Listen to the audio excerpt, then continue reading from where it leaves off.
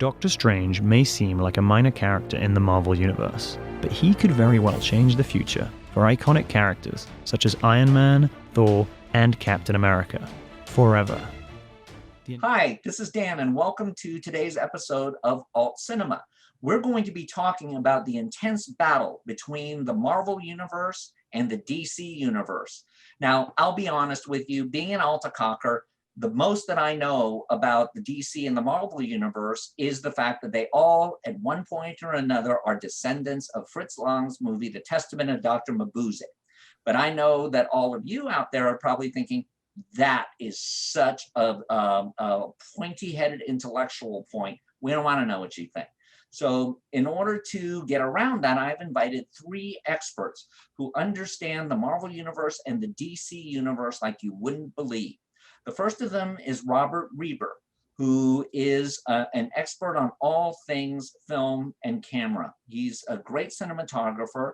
He actually is now teaching for younger students on how to break into the film business by knowing the core skills. And he's doing it in impacted communities. The second person is Austin Gallo, who is indeed my godson. And he is someone who is interested in getting into the world of broadcasting. I know this has horrified his mother, that she probably wanted him to have a real career. I'm like, yeah, show business is a real career. Now, don't forget, there's 310,000 jobs as opposed to the 50,000 when you and I were in the industry. And finally, we have Mike Gonzalez, who has been with us before to talk about the Marvel Universe as well. And Mike is someone who has worked extensively in the YouTube verse for Uproxx and a couple of major talk shows. He's also worked for Riot Games. So I'm going to actually toss the discussion over to them with an opening question. And the first question is, which of the universes at this point do you prefer, Marvel or DC, and why? I think that I feel more like I can relate better to Marvel characters. Speaking of, like, you know, Tony Stark, Iron Man, Captain America, Winter Soldier, Falcon, I can just connect them and understand their backstories a lot better than I can with DC movies. I can understand that. It may also have to do with the fact that it takes place in real world cities, and deals with very much real world discussions. That's a very big part of it. But I would mainly say that the reason why I prefer Marvel is just the fact that I can connect better with characters. I can understand them better. I can understand them just from watching either their solo movie or watching the movies that they team up in. Okay, Michael. I'll be a little contrarian on that, and that's only because I'm a little bit older than these guys, a little bit older than Reber, and a little bit older than Austin. And my comic book experience goes back to, like, I was able to see the original Michael Keaton / Tim Burton Batman in theaters. So that memory is like burned into my brain. So that's my first sort of like memory of like a comic book movie character, you know, the building of that universe or whatever. However, yes, Marvel has obviously done a much better job and is much more dominant, particularly now, at least at this point in time, or up until recently. So I'll give it to Marvel. Like they've built the biggest or longest running television show / movie series ever. Like it's it's going on 10 years now. So they've done a phenomenal job. I can't take that away from them. And my hope at some point is that DC will get their crap together. I don't know when that'll be. Hopefully in my lifetime, but meh. Robert. Yeah, so for me, it's definitely come down to Marvel, personally, just because they've been doing it at this point for a long time. And just the simple fact that the MCU's had, and I don't know if this was done intentionally through commercial, I'm sure it was, it's had more of a stronger vision going forward. And it's also so that the all the movies and TV that we actually watch isn't part of the whole like same comic book timeline that exists. So it gives the creators of these known properties the ability to get creative and change things up a little bit, that even if you're familiar with the comic book material, you don't know where the TV shows and movies are going. Because I know, like, for a prime example is for me when I was watching WandaVision, and I know the story behind Wanda, and Vision, and these characters that are part of this, like again, known franchise of the comics, and people are going on there and watching. Oh, this is gonna happen. That's gonna happen. This is foreshadowing that. That is calling that out, and they were wrong. They're wrong because it's like the creators had a different idea and different vision, and they took it into a different space and dealt with more modern or more now topics and items, which I thought was pretty good. I think DC just hasn't been able to do that. They haven't been able to connect. Like in the comics, all of this is always interconnected. It's never like and Marvel was really good into to showing that. And so comparing just DC and Marvel, just Marvel's been way better at bringing out that comic book universe in a cinematic form, as to where DC's just been trying to play catch up. Like their TV shows, I think DC before Disney Plus came out, I think way better than Suicide Squad with the same idea, and it got no attention. But that was like, in my opinion, really good. Yeah. So. Yeah, no, and I agree. Yeah, for kind of during the early years or the early inception of the MCU, DC had some really good like cartoon stuff going. They had Teen Titans. They had all of the animated movies that they did, like before they did Justice League, before any of that stuff came out, before Wonder Woman / Batman / like all of those like I guess it'd be like the New 52, I guess, like iteration of those films or those cartoons, or excuse me, the movies were fantastic up until like Flashpoint, which is one of my favorite, not only one of my favorite comics, but also one of my favorite cartoons. Or I mean the film, when the way that it came out, the way it's portrayed, it was done really, really well. So, but yeah, they just, outside of Batman, they can't.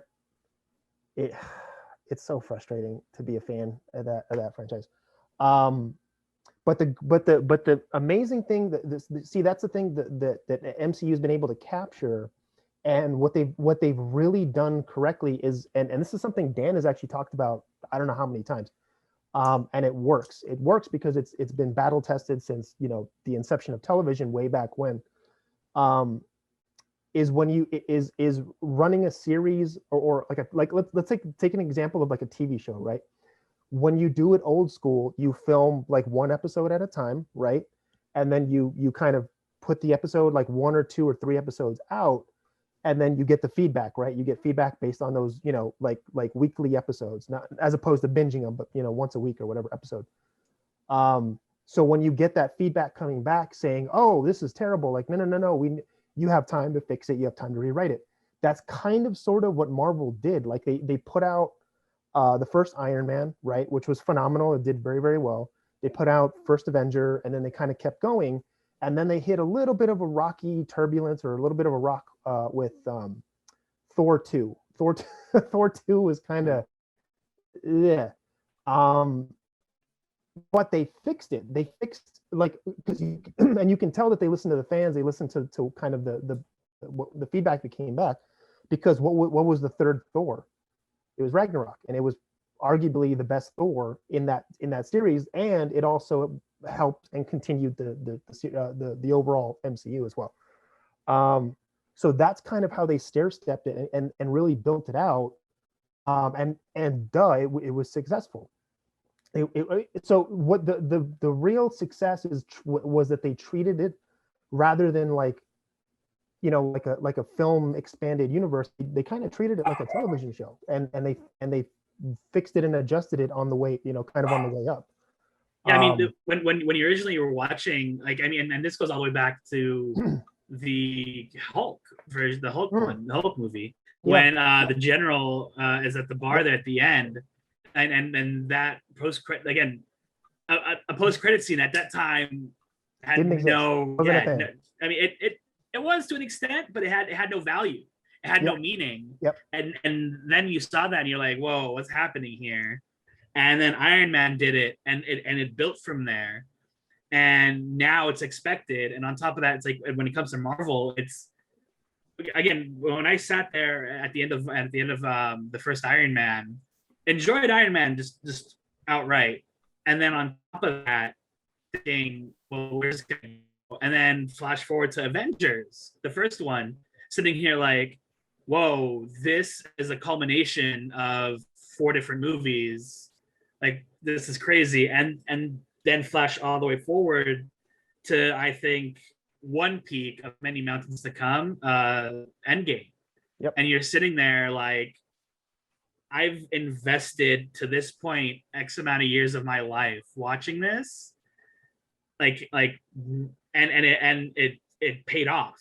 Every single movie, even the Dark World for what it was, that horrible Thor film had a payoff in Endgame, ironically enough, you know. And so like that, like I haven't felt that in the only other time I've ever felt that was in a video game called Mass Effect. It was a 3 video game where you got to choose your own like journey. Yeah. And then like whatever you did in the first game came back in the second game and came back in the third game. Mm-hmm. And that was before all this Marvel stuff happened. And that's when I felt like, okay, my choices that I've made, because it took a while for them to develop the game, that the choices I made a while ago are still effect now. And I think that's what Marvel did with something that DC is still not there with. They're still not there with like, and even now with Batman, because now like Batman's changing, and now it's like Zack Snyder, like this whole, and I don't know if you and everyone who's watched the Zack Snyder cut, like like it's the most perplexing thing, because I'm sitting here like there are things in that cut that make sense and that work, and there's things that I'm like, why is this here? This is literally just like it's dragging it. Yeah. Like what have you seen? Has anyone else here seen the cut? Yes, and it did not need to be 4 hours or whatever. I don't know. What was it? 3 hours? 4 hours? Let's put it this way. It was so long that they put it into hour parts. It might as well just been a miniseries at that point. It didn't need to be that long. I understand I understand why you have editors at that point. You're like, dude, you need to cut this off. Like, this is now like turning into Cleopatra. This is now turning like, dude, like. It's like, we shot it, but we don't have to use it just because we shot it. You don't have to show every scene that we shot. You don't have to use every side. You don't have to use every map. It's okay. You know, we can move on. Yes. I have a question for Austin. I have a question for you. I, of course, came into the DC universe with the TV show Batman in the 60s. So I have a way different perspective on all of this. Now, for you, you're coming into it. What was the first Marvel or DC movie that you ever saw? Let's see. The first I know, of course, Teen Titans. Of course, that was my first show back in I watched the rerun of it because, you know, of when I was born. But my first memory of either the MCU or the DC would be the MCU, and that would be with 2011's Thor. I remember watching that in theaters, and which was very enjoyable. And then I've only ever seen a few other Marvel movies in theaters. That being my favorite, which would be Captain America: The Winter Soldier. I have great memories of that. Saw it the day it came out. The Avengers. Infinity War and Endgame, loved all those. But even what I did last year, going back and watching the entire MCU in order, that was one of the most enjoyable things I've done. I've had a great enjoyment out of it, even with Thor 2, though really wasn't that good overall. I still had an enjoyment, and I saw how everything tied into each other. That was my main thing with the MCU. I was able to see how each movie was able to tie into each other in the order, being in chronological order. Watching from the first Avenger of Captain America, the first Avenger, up to the story of the Avengers, up to the end of that. That was just amazing to see how they took that story. Even if you really couldn't tell that characters were in, like, you know, you could at least have the mindset of, oh, this is going on in the background of this movie. And with the DC universe, I haven't been able to watch many of the movies, but I can tell that that's just another thing that's really they've been able to catch. Is to say, hey, this character is doing this in the back of this movie, which is something the MCU did great something that I wish DC would do, which would, I think would help them out, make it a much more competitive, tie-in between movies and TV. That would be much more competitive. But that's my main issue with DC, is that they're not having the right way to tie it in. They're making it seem like, okay, at the end of the movie, then this movie happens, instead of, okay, these two things are happening at the same time. Like, I'm gonna use the example that Robert and Michael said with Iron Man 1 and the Incredible Hulk. You could tell that, okay, these two events are happening around the same time, due to the fact that Hulk is raging in New York, Iron Man's in California fighting Ironmonger. They're around the same time.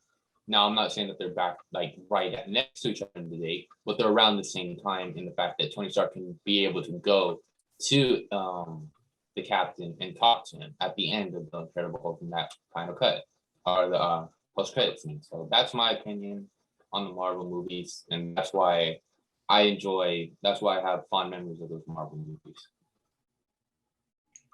Okay, I want to throw a real evil question out there. Oh, okay. Which of the movies in each of the universes do you feel kind of set the tone for where the series was going to go, and or defined why it was going to become something that would last multiple episodes through multiple people being able to watch the films multiple times? Because that's a really difficult feat to pull off. So is there one movie that you think was a turning point for each of those universes? I think there is for the MCU. I'm gonna say that the main one of that, and again, this is with the post-credit scene, that's gonna be the Avengers movie, the first one, 2012. That was what made me think, okay, this is gonna turn into a series with that final scene of Thanos on the chair. That's what made me think of the series, because that's what, like, okay, who's this purple guy? Is he gonna be in the next film? Or is it going to be something from down the road? That was when I noticed, okay, this is going to be turned into a series. Reber? Yep. For me, I'm thinking, I almost want to say Civil War from Captain America. Because there we started learning, spoilers if you haven't seen the movie, that is already how many, it's 5 years old now. Yeah. So but it's like there we started learning that there is like even with, I'm sorry, not Civil War, I messed that up. It's Captain America and Soldier? yeah, no. The second one. Wow, why am I? Captain America: The Winter Soldier. That's the second. Yeah, Winter Soldier. Why? Well, then what am I? Which one am I thinking of? When the helicarrier? No, that is the Winter Soldier. That's Winter Wow. Soldier. Yeah. Why am I thinking that was a different movie?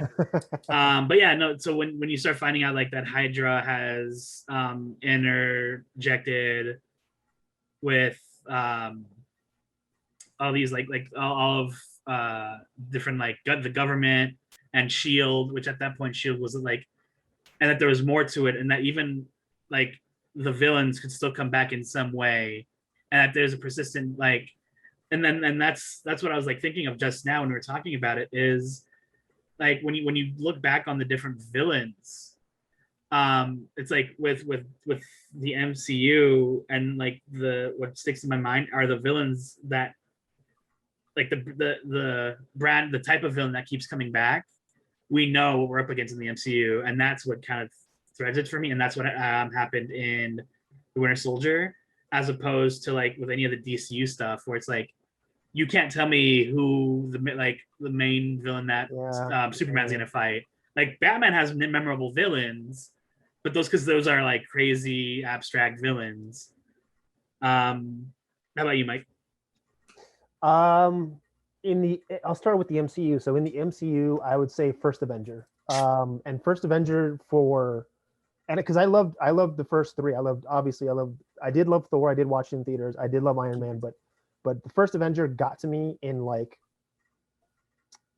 on a weird personal level, because you guys know this, but maybe the people who are watching this, I'm ex-military, so that kind of there was like another level to that. Plus, that post-credit scene of that particular one, when you saw Steve jump out and he's like in New York, and I forgot what it was, like 2015 or 2011.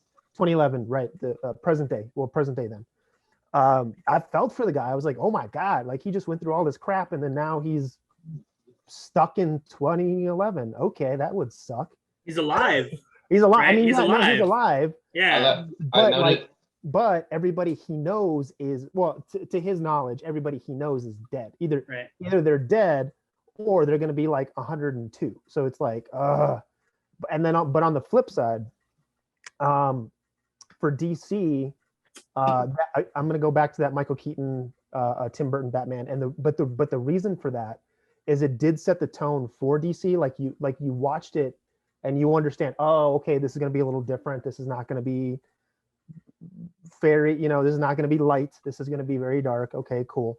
And it's funny because, and the reason I go back to that is because what DC looks like what they're trying to do is, and I don't know if you guys know this or not, but they tapped Michael Keaton to be old Batman in one of the upcoming films. Now, if you don't know what that probably means, to me, what that probably means is either A, we're going to get a version of Flashpoint at some point, for like a Flash film, or B, what I've been hoping and praying that these people would freaking wake up and use. And I don't know if you guys watch this series as well, but Batman Beyond. I don't know if you ever watched Batman Beyond back in the day.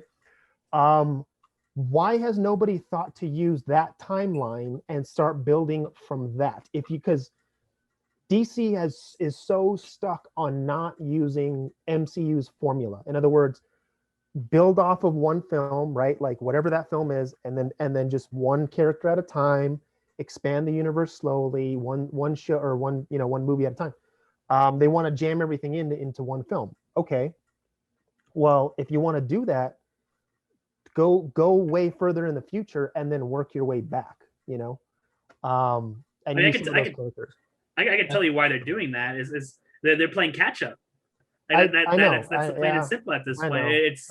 It's the fact that even if they wanted to, and the thing is, I think they think their fans are more fickle than they actually are. But if they took their time and actually did it the right way, they nail it. People would jump on board. I'd jump on board. It's fine. Like if you gave me just one decent film, one film that I can grab onto, I would continue watching the rest. But you don't. So I'll be interested to see what DC does. Like if they do make that shift with old Batman, like how they use that. If they go the Terry McGinnis route, or if they go Flashpoint, and then from that point they kind of work their way backwards or whatever. So we'll see. Let me ask another very contentious question. Which Joker is your favorite Joker? Oh, Jack Nicholson, hands down. Yeah. Yeah. I can only go with the one I have a memory of, which would be the Joker from The Dark Knight. That's about it. Like I that's the only, I guess, live action Batman movie I can say that I've seen. Though I will say, watching back at the DC animated ones, that Joker was hilarious too. Well, that's because that was freaking Luke Skywalker. Yeah, he was really good, but for live action, I'm gonna have to just go with the one from The Dark Knight, because that's the one I have the closest memory of. But I don't mind the Cesar Romero. I'll watch a little Cesar Romero. I don't mind. That's fine. I mean, but like that brings me to the point I made earlier. It's like name another villain for Batman that is like that has. I can name them all, but that's no. But that's what I mean. But that has that same notoriety that like when you think like when you see Batman going up against this person, you're thinking, oh, this is gonna be a good movie because this is gonna be. That's why we've had Joker in how much percentage of. And every Batman cartoon villain movie, whatever. He's DC's Darth Vader, and I hate that because no matter what property that exists in the DC universe, or in the Batman, I guess he has to be in it. Every game, every comic, every cartoon, every movie. Same with Darth Vader. Every Star Wars franchise, there has to be some Darth. Like even if it has nothing to do with the original, like 6 or 9 movies. That like it'll be a random game somewhere off in the distance. Oh look, it's Darth Vader again. And Vader shows up. And I'm just like, really? He's in the background. Yeah. Oh man. Yeah, I can understand that. I mean, being one who's played, a few games like that. I can very much understand the whole Darth Vader Joker situation, which, I mean, I guess you could do the same. I mean, you can make an argument for Loki in the MCU, I guess, since that's what the main villain everyone thought of in the MCU was Loki because he was so relatable in Avengers. But even to that point, Loki's had more of a transformation of becoming that of one who's not as, I'm not going to say that he's full on good because, you know, he's still mischievous, but he's not as bad as he was before. And even he was still somewhat under time, like, you know, mind control due to Thanos, but still seeing Loki like that, that's kind of how they're rehashing everything, especially with the Loki show coming out. But I don't know, like the notoriety with Loki compared to Vader and Joker is like it's like comparing apples to oranges, if you know what I mean. No, you're right, and I think that's something that the Falcon and the Winter Soldier did phenomenally, and I don't know if the MCU did this, the Marvel Cinematic Universe did this, like the writers and the people behind it did this on purpose. But basically, what did Falcon and the Winter Soldier did? They broke down the categories of villains. But it's like robots, aliens, or wizards, which is that wizards. Joke, that was a great joke. It was a great joke, but I mean, it's not wrong, is it? And I mean, that breaks it down like that. That gives the audience an idea of like what they're dealing with and what to deal with in the future and what they've dealt with in the past. So you're just kind of sitting here like, yeah, okay, that, you know, like I don't have to remember the villain. I can just remember those three categories. Yep. And I think, I mean, personally for me, that stuck. And I'm sure like for other people, it's probably the same thing in there. That they gotta look at the next villain and be like, okay, what category does that fall into? I got to tell you, I'm shocked that no one said Jared or Orlando or Heath. No, Austin said Heath.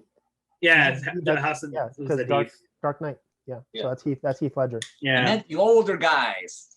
Oh, well, there's nothing wrong. Okay, first of all, we don't even talk. We don't acknowledge. Jared Leto. Yeah, Jared Leto. So whatever. That's already like, yep, okay, great. Move on. There have been memes. yeah, we already know. We know there's gifs and memes of it, so we already know. But with Heath, like, what he did was totally different, and it's funny because he actually had a conversation before taking the role with Jack Nicholson, and Jack Nicholson told him, dude, you need to be careful. This is not a character like you take lightly. This is not like, you need to be like grounded when you do this, so to speak, or at least try to tell him like you're gonna go to a dark place, so I would be very careful. And obviously, that's what happened. But there's the Jack Nicholson one is like, it's like Mark Hamill based his Joker on that. And there's a reason why that did so well and that worked, is because it's freaking Jack Nicholson, and it was amazing. And it's camp. It's great camp for what Batman villains should be. Yeah, and it was a really great kind of like foil for that iteration of Batman, and what Tim Burton. It was a great foil for not only what Tim Burton was doing stylistically, but it was also a great foil for Michael Keaton as well, because Michael Keaton was so buttoned up, and he did like a really, really good job of portraying Bruce Wayne. Probably the best, to me, probably the best Bruce Wayne that we've seen out of all of the the modern Batmans or whatever. And it was great. He did a great job. So yeah, so there's a reason. There's a reason for that, and there's a reason why, Chinatown, Shining, like he's an amazing actor. So yeah. Okay, now time for another really, really evil question. Which of the Batmans do you think is the most problematic? That's easy. New one. That's easy. New Batman. I don't like him at all. Come on, that's an easy one, dude. Sparkles? You mean you Sparkles? say easy, but it's like this is an argument me and Michael have had in the past. Yeah, Sparkles McSparkleton. Yeah, you say Sparkle McSparkleton, but the thing is, I don't think he's gonna be that sparkly, and I still think, the thing is, I don't remember his name. I can't remember. No. Exactly. I know Sparkles. I know who you're talking about, Sparkles. I don't think he's played some badass characters. I'll defend him till I die, till we see it. I know. I like Affleck. I thought he was great. Oh no, Um, Affleck's just boring. It's not like Yeah, that's physically he did pretty good physically for kind of playing like an older Batman, so to speak, like a guy kind of later in years and whatever. But I never believed him as Batman. Like you always see him and you're just like, oh, that's just Ben Affleck. yeah, that was what I thought. yeah. Of course, I'm only speaking from like clips and trailers, but from seeing just Ben Affleck, I don't know, it just didn't feel like Mike said, it just didn't feel like Batman. It just kind of felt like someone in a Batman suit rather than it being Bruce Wayne. It was just like someone pretending to be Batman. It just didn't feel right. That's why I said he's the most problematic for me, because again, it wasn't like Batman. It was just like, yeah, I'm wearing a Batman suit and I'm rich. Christian Bale. I'm sorry, I didn't mean to cut you off, Austin. I apologize. Oh, you think Christian Bale is the most problematic? Absolutely, 100%. Really? Yep. Over Spark. Oh God. Because hey, first of all, we haven't seen anything from Sparkles. Come on, you've also got Val Kilmer. He's my You've favorite also Batman. Oh God. Val Kilmer is my favorite Batman. I will hands down, no problem saying that. Man.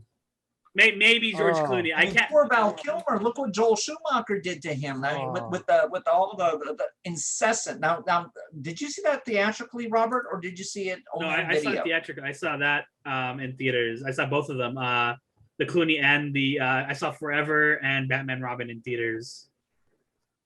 Got it. Because I got to tell you, when I first saw the Val Kilmer one, we were all like going, Joe, stop it with the close-ups of Val Kilmer's rear end. This is getting embarrassing.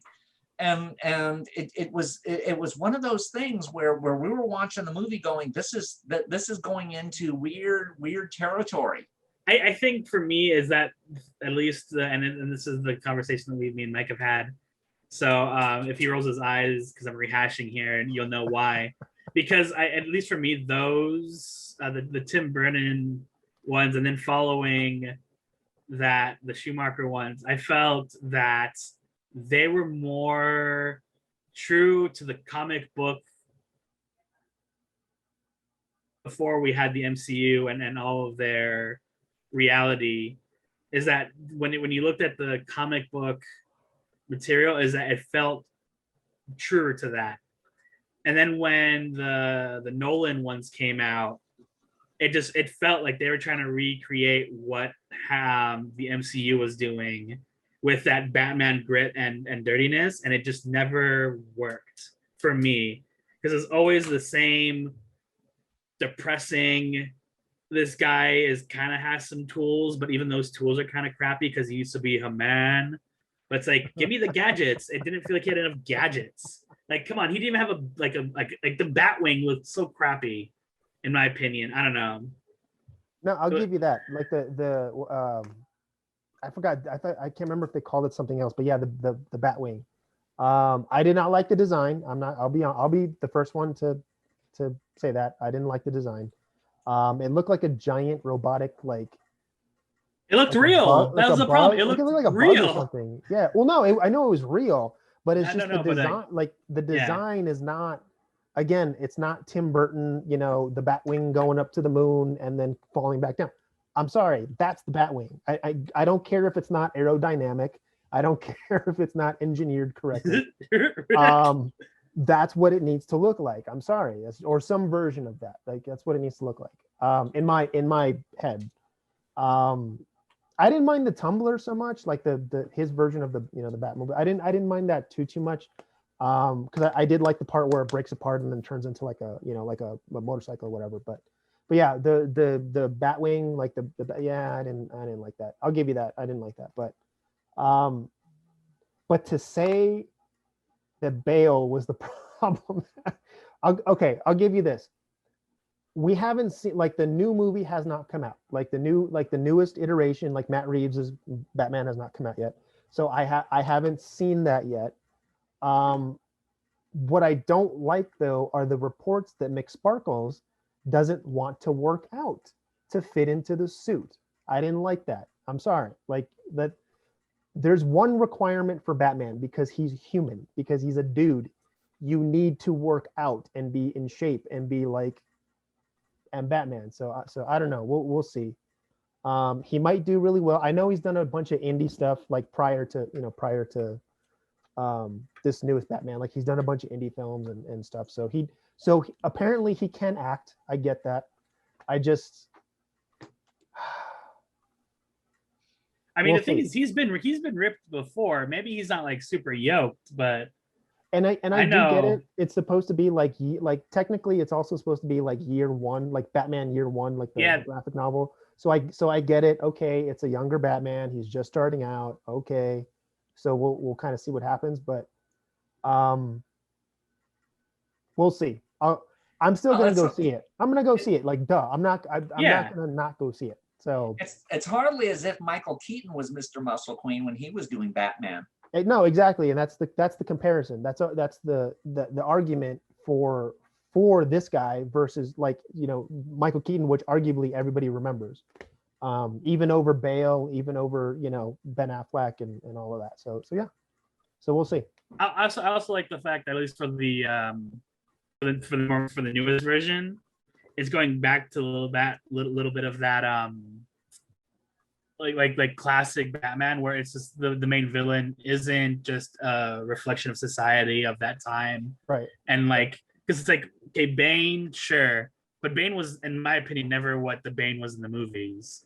Oh And no, that felt, it no. just felt weird, like giving him that story. And maybe I'm wrong. Maybe I haven't. No. There's some source material that I haven't read, because I will admit I haven't read every single. No, I didn't like the third. No, I'll give you that. The third one was Yeah. terrible. The third one of the trilogy was awful.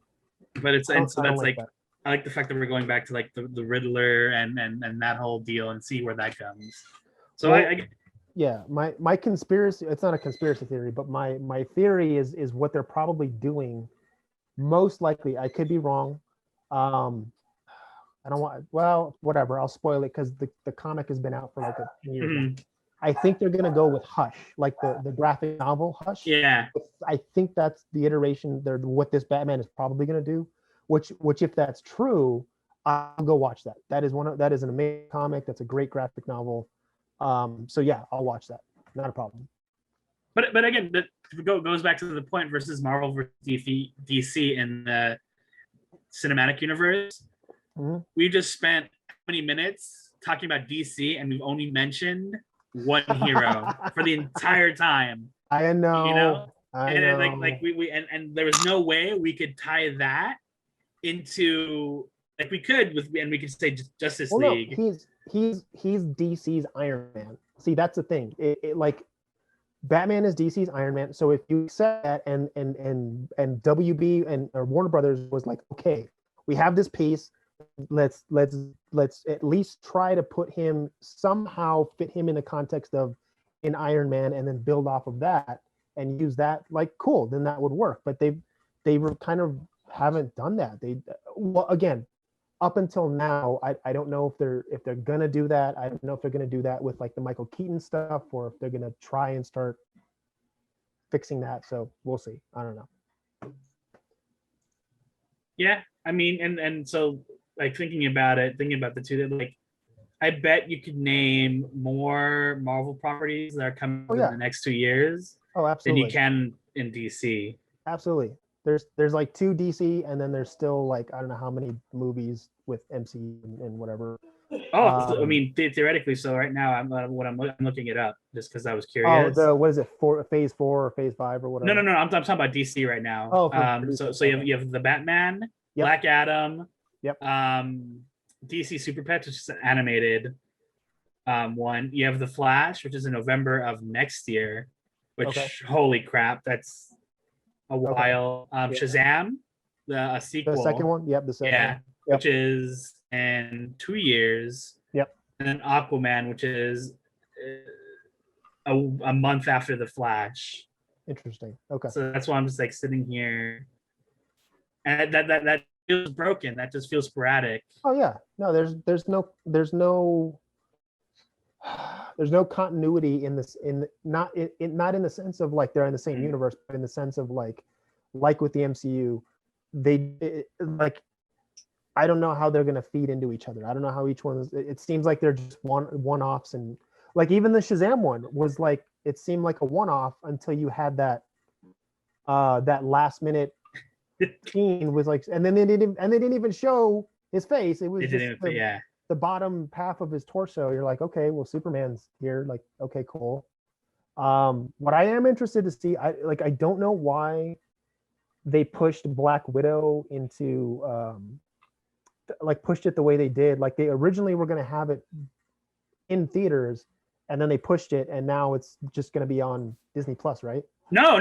So that was a whole controversy within, I think, Disney Plus was no, they're holding that movie specifically for a movie release, and that's coming out July 9th this year. It's going to be in theaters. So that will be Disney Plus. Yeah, okay. it will be on Disney Plus with Premier Access for $30 extra, I'm sure.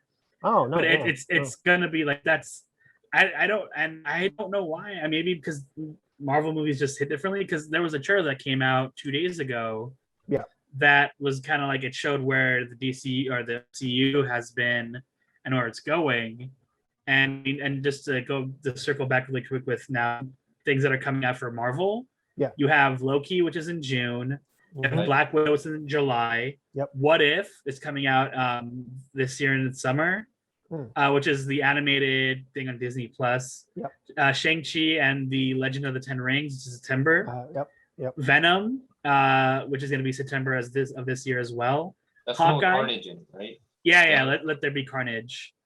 Hawkeye, The Eternals, which is November this year. Spider-Man: No Way Home, December this year. Miss Marvel, which is should be late, which is the TV show. Yep. Mobius, which is January of next year. Doctor Strange. I'm how many things have I named off, and I'm barely starting the front end of MCU, and that goes on. There's still 1, 2, 3, 4, 5, 6, 7, 8, 9, 10, 11 till we get into 2023. Yep. Now, I have a question about Incredible. that. Do you think that Disney might be relying a little bit too heavy on this, or is there a danger in them doing so many? Yes and no. I'm gonna say yes and no. I think that Disney does know that people are gonna tune in for all those. They're going to. It's the MCU. Everyone loves it. The problem is that the only thing I'm worried about for that is if there's gonna be a repeat of Thor: The Dark World, and I don't want that to happen back to back with a bunch of movies. That's the only thing I'm slightly worried about. But then again, that's not gonna. I don't think that's gonna be like big. That's not a big concern of mine. I don't think that's really gonna happen much. Yeah. But it's still just something that I'm gonna keep in the back of my mind. The only I guess I could say that the only thing I honestly feel weird about is just the timing of Black Widow, and that's just because you know the ultimate fate of the character, so it's just gonna be a little weird watching her backstory. That's my little thing about it. But we thought the same thing about Loki, and look what happened with Loki. Well, they brought Loki back, so that's the thing. I don't know how they're gonna bring Black Widow back, is what I'm trying to say, because she died she died where she died. Loki, that was 2012 Loki and all.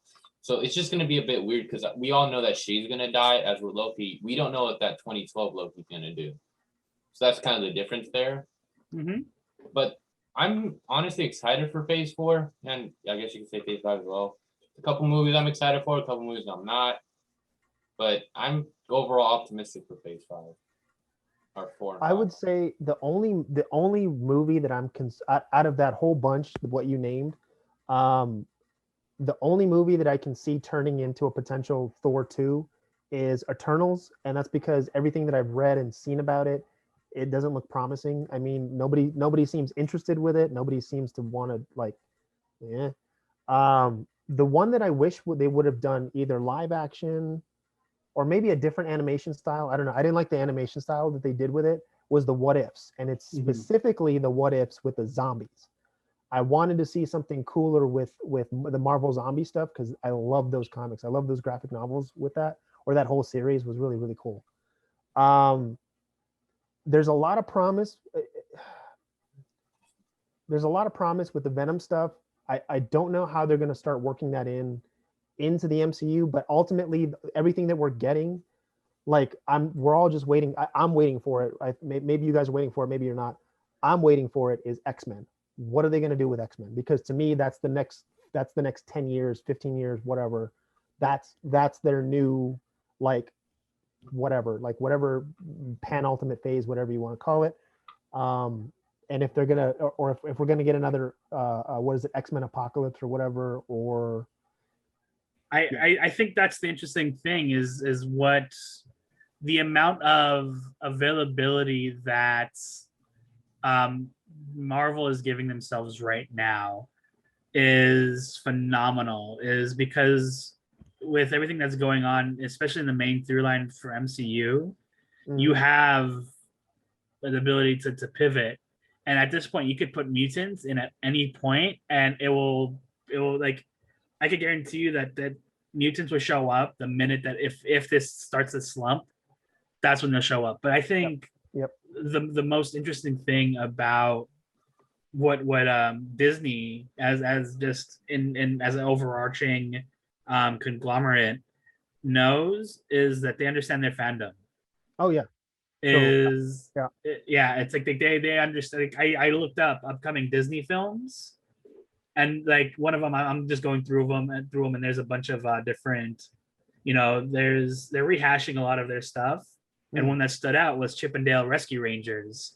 So I'm like, oh my god, they're making a live action. I don't know if it is or isn't, but I click on the images, and the first thing that pops up are the two voice actors that play Chip and Dale. Well, let's just make a live action Darkwing Duck while we're at it. I mean, I wouldn't be surprised, but you know what? With John Mulaney and Andy Samberg playing Chip and Dale, respectively, like that, I am here for that. Okay. Like again, they know the people who are going to be watching this, the nostalgic people, are going to come for those two actors, and the people who've watched it when they're younger, and then you have the kids who are just going to show up just because it's Disney and it's going to be cute and fun. Like that is. You see, like they know what they're doing. They know their fandom. They know the people behind it. Where it's just like it's manipulative in a way, and I'll agree. It's like I have been too much money into Disney. You can see the strings, yeah. But I mean, and maybe that's just because we all know how the sausage is made, right? Oh, that's true. It's like me and you, Mike, me and Dan as well. We've been at this for a while, and we've had these discussions on and off every time a new thing happens, and Austin is now being brought into the fold, and I'm sure give him a year and he'll see the strings. Oh yeah. So I got to tell you what based on what Robert said, I'll tell you where my fear is I remember Disney thinking that they were all smart and all that when they did the Muppets reversion TV show. And then they did it as this really dark, almost Peter Jackson doing Meet the Feebles type adaptation of the Muppets. As dysfunctional, and I'm like, oh no, you're gonna botch it with the audiences. And I gotta tell you, when I look at the stuff that they have for the upcoming Cruella, that doesn't make me happy either. This stuff makes me go, wait a minute. I do have that fear. I think they definitely have two streams going, at least personally from when I look at these Disney properties, and they have we're okay taking a risk on this because if it totally fails, oh well. And then they also have like this needs to be by the book, has to be what the fans want. Like not exactly what the fans want, but like as close to perfect as it can be. Yeah. And so like when you're looking at like I think both WandaVision and Falcon and the Winter Soldier, they came out when they did, but because of COVID, I still feel like those two were risks. Like they were like, hey, let's gamble with this. Yeah, I can see that. And see where it lands. Because in theory, it was supposed to be Black Widow, Captain Falcon and the Winter Soldier, and WandaVision. Mm-hmm. And then Loki. And it all got flipped around. And the fact that they're okay with doing that. And it goes back to the argument why Black Widow still hasn't come out yet. Because that is one that cannot fail. Yeah. And that's why I think they're holding it for theaters for it to have that impact. Well, I'm actually very happy you say that, Robert, because I remember when they were originally talking about having that as, at least I remember this. Please correct me if I'm wrong. I remember them saying that they were going to do that as a simultaneous or Disney Plus only. And I'm going, okay, this must mean that it tested terribly, the same way that Lady and the Tramp did, the live action Lady and the Tramp did.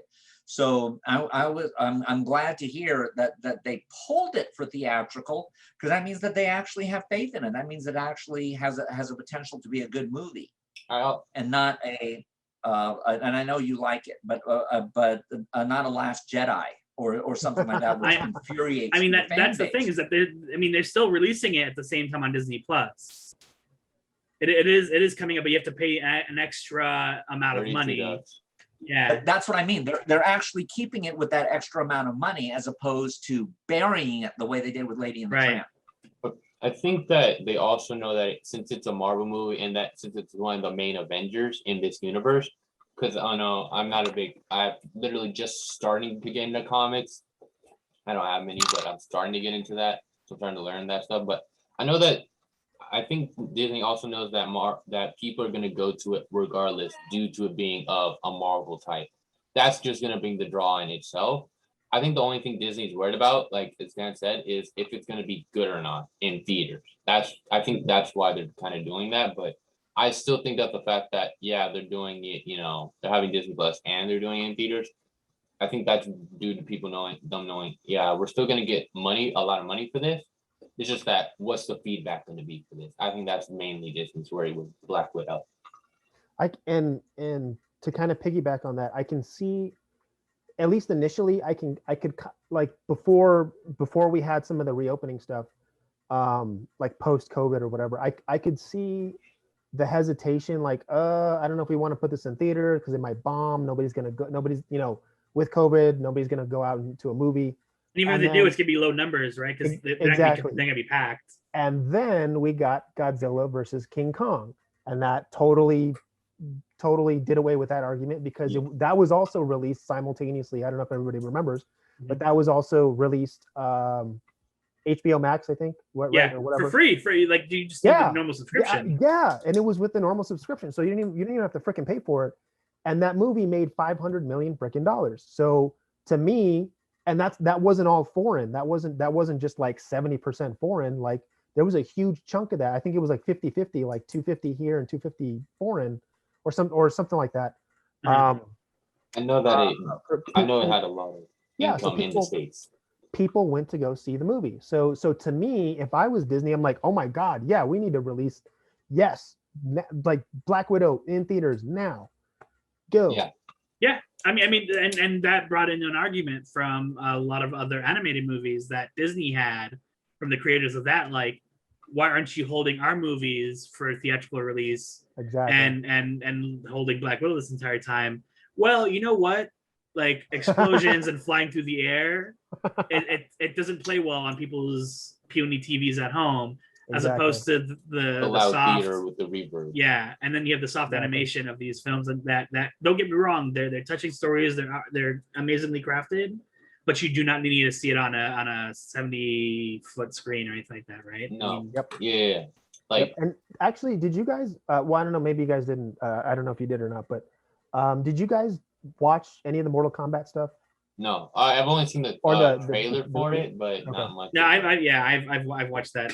Okay, so Reavers watched it. Yeah, more. So I won't spoil it. That's why I don't want to say anything to whatever. That's another example of, to me, at least the opportunity. Now the WB didn't necessarily seize on it, but it was the opportunity right after King Kong or right after Godzilla. That could have been another like just doorbuster where, break the bank, whatever. But the problem is that's only made like 70 million up to this point. Now granted, it was a lower budget. It was like 50 million, I think, for the production budget. But so far after 2 weekends, it's only made like 70 million. Well, it's because it has horrible word of mouth. Like that's of the course. thing. Because I've heard a lot of negative feedback on the movie. My favorite comment is it's as good as the other two. That's right. There have been other two Mortal Kombat movies to this point, which is not saying. Annihilation. Somebody compared it to Annihilation. Wow. I mean, it isn't. I mean, come on. No, I'm not disagreeing. Like for me, okay. So here's my issue, and this is again another issue that WB doesn't get it. They don't understand. They had an opportunity to turn this into an MCU moment, and again, they pooped the bed. I understand it. Now, what I think happened, you can correct me if I'm wrong, because I follow Mortal Kombat very closely. I all the way from game 1 all the way up till MK11 right now. Now here's the problem. And again, this is based on what I watched in the movie. It looks like they followed Mortal Kombat 11's storyline, like or they kind of used it fairly closely as opposed to the original storyline from either the first game or the second game or even the third game, whatever. Sure. And the issue with that for me was MK11 had kind of a backlash with fans. Fans were not really fond of that particular storyline. You play the game because there's a bunch of cool characters when they added like Terminator and Rambo and whatever. But beyond that, for the story, it wasn't that good. Yeah. And so Warner Brothers based it off of that, and then added some other funky things that like didn't necessarily make sense, but okay, whatever, you roll with it. But that's another lost opportunity. Like they could have taken that Stone 1, movie 1, build another. Well, for them, their only franchise that's ever worked is Harry Potter. It could have been a Harry Potter moment, like, okay, we have 11 video games worth of stuff to work with and just build from there. But no, instead we got whatever the heck that was that just, Yeah, I mean, so I actually know with a couple people that work at different varying studios through that are owned or work with Warner's Entertainment, whatever. I don't know if they have a parent company. AT&T. I think it's still AT&T, right? Yeah, AT&T. That the top brass executives made that decision without any input from any other studio. Oh. Like literally, okay. They with no lateral like questioning anything. They were just like, yeah, this is happening. Don't care. It's like we need to recoup some kind of financial. We need to have some kind of money behind it. We don't care. And so basically, they literally just that's what happened. And when to the point of that, the studios behind it knew it was happening when they announced it. So they were basically like, oh, hey, all these movies are going to be on HBO Max the same day they came out in theaters. That's when all the other studios that were behind it found out. And just phone calls apparently went off through Hollywood. Everyone's like, wait, this is a mistake, right? And it was interesting to hear that and to speak with people who were around all that happening. I'm just like, wow, that's doesn't really happen in Hollywood that often anymore. And it sucks, man, because you had, again, they could have completely ignored their DC comic stuff and just gone with Mortal Kombat, just start fresh, okay, rip up the pages, start from there, because the expectations wouldn't have been that nearly as high as their DC stuff. Like, yeah, you would have had fans expecting something fun and good, but you don't have, like, I didn't have massive high expectations for the film. As long as the film wasn't like complete and utter garbage, I'd have been okay. I'd have like, all right, cool, whatever. So they could have totally, surpassed whatever expectations, the low expectations from that point, and then turned it into their next Harry Potter. Which, the reason I call it that is because the graphics and the CGI that was used in it, that's all I could think of was Harry Potter. It was like disappearing black smoke and whatever. So it was a little freaking annoying, but whatever. And so it's like, it's so frustrating, man, to like to be on that side of things and just, oh God. I mean, I think the interesting question, and I'd like to hear what you guys think about it, is do you just think that there are people at these studios or at the head of the parent companies that just don't understand synergy, right? Maybe they have their own idea of it, but they just don't understand.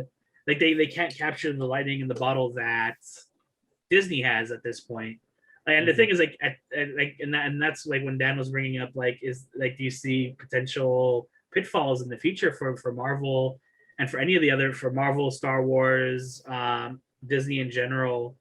I'm like, the thing is, someone there knows how it works between merchandising, integrating into the parks that they have, which is big for them, and then marketing it to people. Like, someone there knows it, and maybe it's and that person's been teaching the other people, and that's why it's been going, and just hasn't branched off into any of the other, because they pay the people well enough that they haven't gone to other studios as they have in the past. Yep. I don't know. What do you guys think?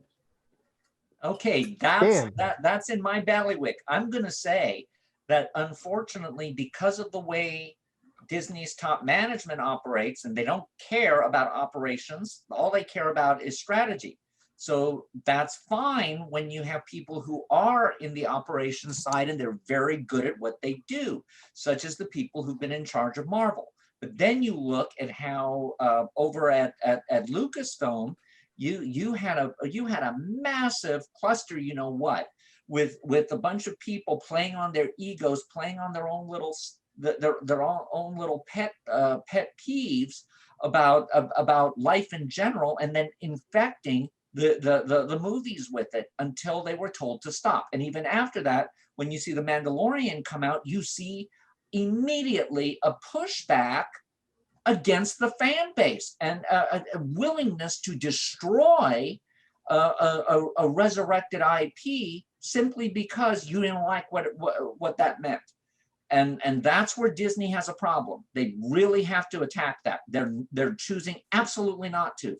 And by putting Bob Chapek in charge, I don't see that fixing. I don't see that fixing at all. In fact, I see it getting worse. That Bob Chapek, when he was at the stockholders meeting, clearly didn't know what the heck the stockholders' questions were about. He's like, "What are you talking about? This is all going fine. My parks are doing well." And it's like, no. You don't understand. You are wrecking your IPs because you have people in there who aren't focused on the audience, and you're not shutting them up when they attack audience members or say, "I don't care if you don't see our movies. We don't want you to see them." It's like, excuse me, you're spending $250 million making this thing. You better hope people see it. I'll disagree with you, but I also want to hear what Michael and Austin have to say. Regarding Star Wars, that's easy. No, just in general, like the previous, like, if there's any other company that could figure out how to get that Disney, what Disney has right now. Well, what Disney has, I don't know if they're going to keep it. Yeah. But what they have for the MCU, yes. Now, that lightning in the bottle, I think a big part of that is the synergy between Feige and what's his face? Oh my God. Mandalorian, who's in charge of Mandalorian right now? Favreau. Yes, it's that synergy that works. But if you take one of those away, or you start screwing with that, you're going to have problems not only in the MCU, but you're also going to have problems in Star Wars, right? Because if you all remember, Favreau directed Iron Man, right? Yeah, Iron Man 1, 2, and 3, right? Yeah, that's and it's happy. Yeah, he's and he's happy, of course. Like he's all over the place. But if you start messing with that and you start trying to create some kind of fiction or friction between those two, or you boot one of them out, you're going to have a problem. And you see that when or at least I see it. To me anyway, it's apparent when you take Favreau away from Feige kind of flounders a little bit. So of that relationship, I think Favreau is the stronger of those two. But as long as he keeps that together, he's fine. Yeah, I'm going to agree with you, Michael. But my concern for the Marvel universe has nothing to do with the films. I think their filmed entertainment side is right now rocking it, and I don't really see a problem. Where I see them botching it big time at Marvel, again, not paying attention to operations, is what they're doing with the comic books. The fact that they've done redesigns of the characters, it's pissing off the core fans, and you have them, you allow your comic book artist to turn around and start mocking the fans and calling calling them bad names, and then you wonder why the stuff doesn't sell. This is actually something where the head of the company needs to be Daryl F. Zanuck and come down and say, y'all, you don't stop it, I'm going to beat you up. You need someone who will actually do that, as opposed to saying, oh, well, you know, you do you. Not when you're messing with what was supposed to be the foundation for your future films. So you're messing up your foundation now with the future, and it might be a future that's far down the road to where, you know, I'll be dead, so I don't have to worry about it. But for people who really love the franchise, do you want to see all of a sudden you have a toxic piece of IP that ricochets backwards? And I mean, again, I'm only saying this from looking at the sales figures of the comic books. I don't know the actual creative impetus, but when I see the sales figures and how much they've dropped relative to what their expectations were, and there's no attempt to fix it, I'm saying there's a problem here. Why is upper management not holding the keys, again, only for the comic books, accountable? That's a problem. Yeah, because I don't know if you, well, maybe Rebra, you saw this, and I don't know if Austin saw this, but did you guys see the newest? I'm trying to remember what they called it, but it's basically the new design for like the X-Men, like the newest X-Men or whatever. I've seen it. It is terrible. I'm sorry. For me, it's terrible. Maybe you guys will like it. Maybe you won't. One of them or several of them have a TikTok. That's like the cool, like they have a TikTok and it's a thing, and they like it. The design looks terrible. It looks like I could have. I'm not an artist. I can't draw. That's why I'm a writer. And oh gosh, what is this? Yeah.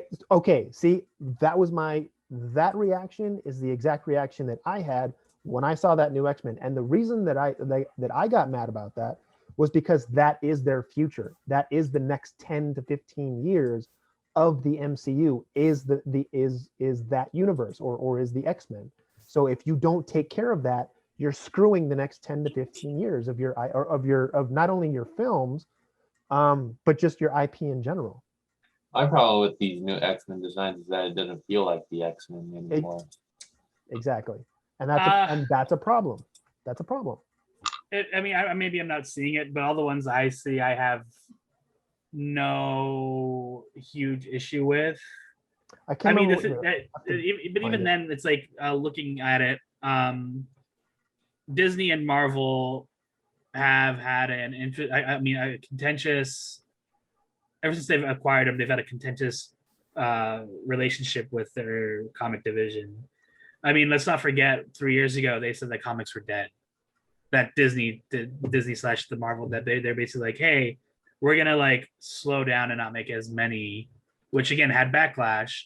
So I mean that's their headspace there, and that's why I understand it. But at the same time, it's like, yeah, print media in general is having issues.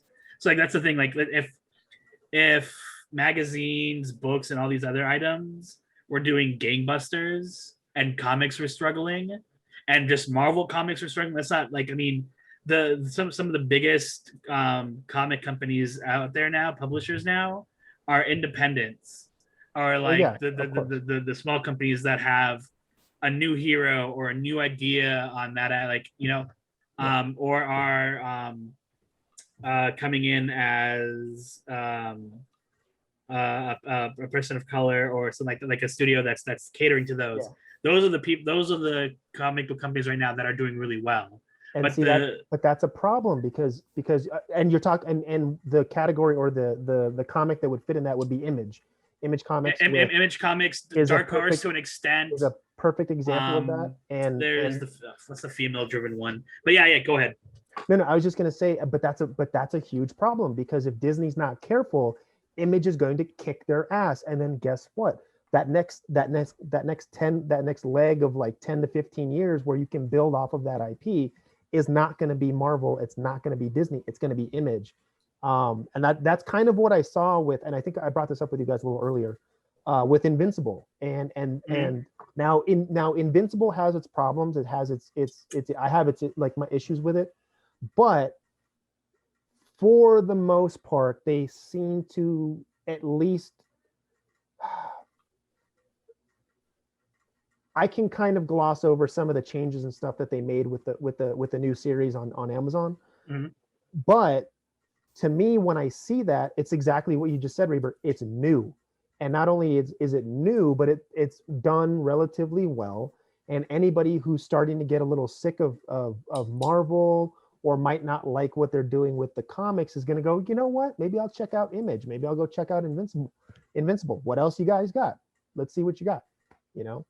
I think with that though, I think Disney has enough money that they could either buy the original from somebody or you get the next person up and get that person like that's the thing is that for them right now it's not a problem. And the thing is I feel that they have enough things around them like other properties that they could milk, as obviously we've seen the multiple different franchises that they're rehashing because they're not paying anything for that and they're making something off of it.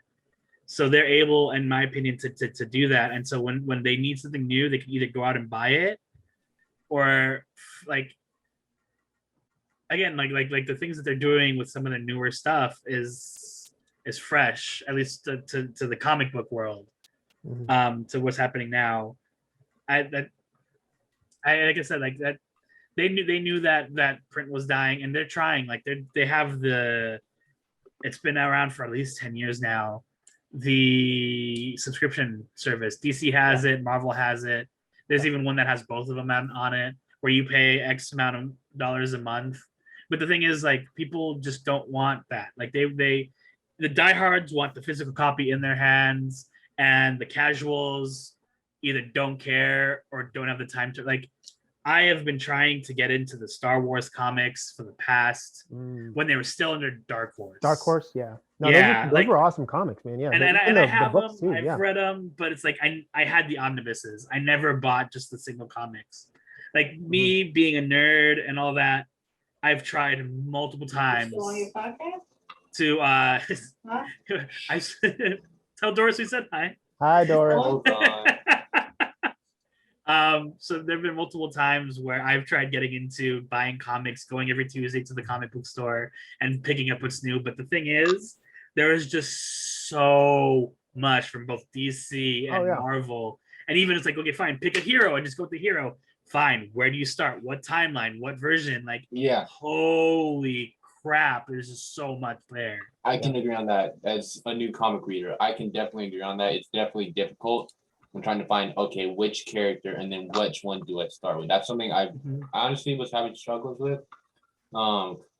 Because the character I really want to get into, which is one of my favorite, would be Iron Man. But I have no clue where to start. Do I start with the original? Do I start with a newer one? What do I do? That's something that's troubling for me because at least with events, you can be like, okay, then I know this event started here. Like, for example, the Civil War event in the comics. I have the whole collection of that. Read it. I know it starts with Civil War comic #1. And if you really want to go, it starts with the Amazing Spider-Man with the introduction of the Civil War. But still, overall, you know where the events start. With characters, it's much more difficult. That's sort of my problem. And then there's all these branching storylines in comics where it goes, all right, so here's this series, which is like an alternate dimension of this series. Like, which one is the original and which one do I start with? That's my issue. And that's something that I need. Honestly, I'd love for support with, even the comics with you guys, with the Iron Man stuff, where to start. I would go for Iron Man. I would go, and this is obviously the 80s, so I would start in the 80s because that's like, to me, that's like the golden age. Demon in a Bottle. With Iron Man, read Demon in a Bottle. That is probably not only his best like story arc, but it's the story arc that kind of sort of plays out in the movies, but they kind of water it down. They kind of water it down a little bit, but he doesn't go as aggro. He doesn't go full on AA meetings like, oh god, I need to go to an AA meeting, but at least it plays into the films, and that's why I think the films did so well, and that's why it was so good. Is because of that. So yeah. Iron Man, Demon in a Bottle. Demon in a Bottle. Yep. And you say that they're a good arc, right? Yes, that's probably his by far probably his best. Yeah. But that's the thing, man, is you know, you're on top right now, Disney, but dude, like you can't ignore, and kind of going off what you said, Reaper, like independent comics are selling really well. Yeah, They're not, absolutely. it's not just like they're floundering, and they're selling better than the big boys, dude. And there's Do you know why? Yeah. I still think it's because you don't have that much choice. Is that you know where to like here's the thing, like it's happened to Image Comics. Now when you think of Image Comics, there are 3 or 4 of them sitting there, and it's like fine, do you start with Saga or do you go with wow, I'm forgetting the name of it. Huh? For Image? Yeah. Wildcats, or who are you thinking of? Saga, or it's the Western Devil / Western Reaper one. Western Reaper one. What? Yeah. Do I not know that? Uh-oh. I mean, it also might be that I'm confusing my publishers. Image Comics. Yeah, I'm doing the same, but titles. You think it would be East of West? Yeah, East of West. Oh, okay, yeah. Yeah. No, yeah, that was which yeah. Again, I think is probably some of the. I'm surprised it hasn't been done anything other than the comic, because East of West is the craziest yet sophisticated. There's a lot there, and there's a lot like that. That would be a perfect show, I think, for HBO Stars, something like that. I'm surprised it hasn't been. But I think, and it's funny because before COVID hit, and when I went to go to conventions, it was interesting just sitting there and looking at the fandom and how it works. And the reason I was gonna disagree with Dan and everything that he's doing, or what he said, was like Disney knows, I think, and maybe I'm giving them too much credit because I'm just so deep into the fandom, but they know what to do, when to do it, and how to do it. Like, is that at one point it's like, yeah, fine, they'll take a risk and they'll have issues at one part. They'll bring a person in, like what they did with Star Wars, for instance, right? Yes, the whole last 3 movies in the Skywalker trilogy were a wreck. Yet when that finished, that is a nice way of putting it. But yes. It is. Yes. They're all of a sudden we have fuel, whatever. I was like, we're not gonna start going into this right now, because then that's a whole nother. That's a whole nother podcast or episode or whatever. But at the end, the Skywalker trilogy, or the Skywalker saga, was a culmination of everything to that point. And so everything we had after that, I feel, was again handled by Filoni, because I feel like ever since Filoni's got some kind of hand in it, like from Clone Wars, the animated series, to Rebels, to having a deep hand in The Mandalorian, and now the Book of Boba Fett, spiraling out to the Obi-Wan series, like, and Andor, which the fact that they're going back to the original Star Wars and using physical props and physical, not this CG throw up that a lot of these movies have turned into. They're going back to physical props, physical animals, and stuff like that. So like the thing is, they just need to give it to the right person, which again, Filoni and Favreau was a great idea. Same thing with Marvel, giving it to Feige, and then the brothers, Russos. The Russos. Oh, the Russos. Right. I have my issues with that, but they did it. Yeah, that's a whole other thing. But yes. Right, but again, it's giving it to those people that they continue on with it, and they're like, okay, this works until it doesn't. Like, that was like the thing with Star Wars, is they ended up giving it to he did Star Trek, what's his name, the director, He does Bad Robot. Is his production studio. Oh God, yeah. J.J. Abrams. J.J. Abrams. Yeah. And it's like, yeah, he did Star Trek, but it's like Star Wars isn't Star Trek. Nope. And that was totally again different. Yeah. And that's exactly what happened, right? They gave it to him. It was a risk. It didn't work. They tried backing out, just dug the hole deeper.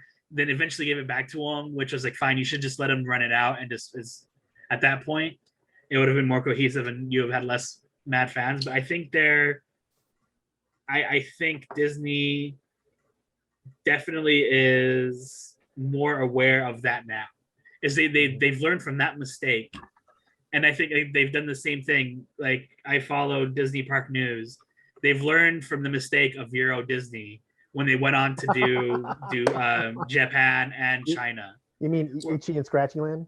I mean, more or less, right? You know, and so it's like, hey, let's alienate the people we want to come to our park. But again, they've learned from that mistake, and now they have Japan and China, which no one thought China would work, right? And yet, yeah, it's theoretically China again. Yeah. So what were you gonna say, Austin?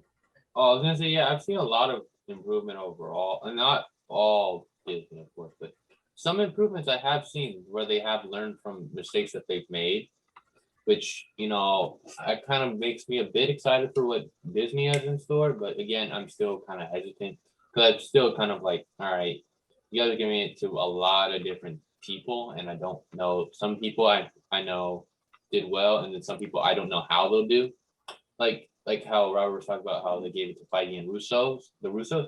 Overall, so far they've done good. Of course, I understand Mike is worried about that and all, but they've shown that, all right, we know what we're doing.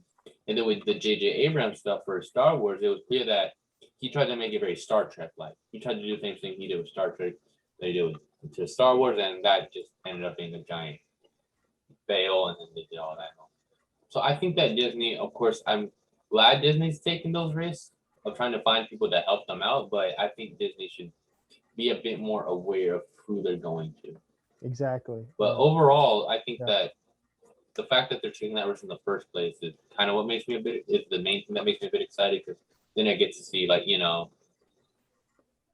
we can start, like, you know, seeing new things and all, but still, again, they're the worries. I mean, the simple fact that they sidelined Kathleen Kennedy was proof enough to where, like, hey, you've done enough damage. Go take your producer credit. You'll get paid, but that's it. And we'll handle this. And the same thing with the directors from Thor and stuff like that. It's like, hey, you'll get your paycheck now. Bye. Let's give it to someone with Taika Waititi, where it's like, hey, Love and Thunder worked. Fine. I mean, I'm not Love and Thunder. Ragnarok worked. Fine. Love and Thunder. And interviews he's doing with that, it's like, hey, it's gonna be like that, maybe crazier, and everyone's like, I'm here for that. Yeah. Well, Love and Thunder again. I have my issues with it because what I've heard from it, just not a big fan of it. But still, I think it's gonna be a good movie. I withhold. Yes, I withhold because yes, Ragnarok was amazing. But I don't know. We'll see how he does with Love and Thunder. I don't know. Because the thing is, you're bringing Jane Austen back, and so it's like, is that going to work? Are people going to be receptive to that? Personally, I wasn't a big fan of her becoming Thor. Just my personal opinion, but so we'll see. Yeah. I mean, when the third Thor came out, we were all kind of like, "You're still going with this? Okay." No. Actually, I was excited. I'll be 100%. I thought Ragnarok was gonna be good. Yeah, when I saw the trailer for it, I was like, "Yo, okay." I had no like idea what they were gonna do with it until I saw the trailer, and I went, "Yes." Okay. And also obviously, I'm a huge fan of what Taika Waititi before all the MCU stuff, like What We Do in the Shadows. Holy crap! Come on, man! Absolutely. He's So that intrigued me. I went, oh, okay, all right, so we'll get a little goofy stuff, Flight of the Condors kind of stuff. Okay, all right. Sure. Yeah. I will say, last thing about Ragnarok is that I did have to watch it twice to actually start to really like it. Same thing with Age of Ultron. I just had to rewatch it I wasn't used to seeing Thor as a jokester like that. I wasn't used to that because I was used to the more serious stuff. But I'm more excited for what they're gonna do with him. Yeah. Oh, just one quick question. I know that we're running low, but what's your watch order for the MCU? So far I've been doing Falcon and the Winter Soldier, and then I did I watched WandaVision in the middle of that. I didn't watch it back to back. I watched it in the middle. But I think first movie I'm mainly gonna be I'm gonna watch Black Widow, of course, when that comes out.